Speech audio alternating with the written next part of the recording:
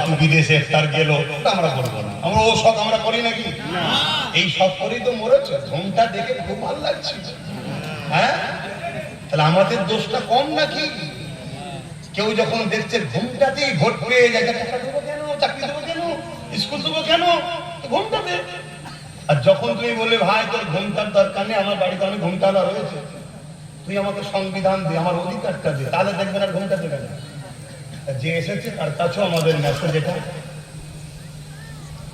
সংবিধান প্রতিষ্ঠিত করুন। মানুষ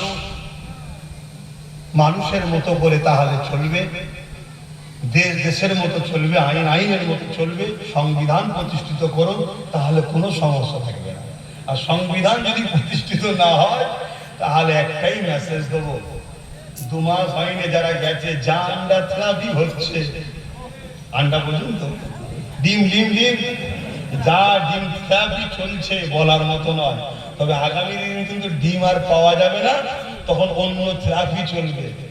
কি থেরাপি বোঝেন? অন্য থেরাপি চলবে। তবে তাই বলবো, এসেছেন ভালো কথা, সংবিধান প্রতিষ্ঠিত করবে। হাওয়া চলছে, মেঘলা হচ্ছে, আসেন, সময়টাও সংক্ষেপ। হে নবী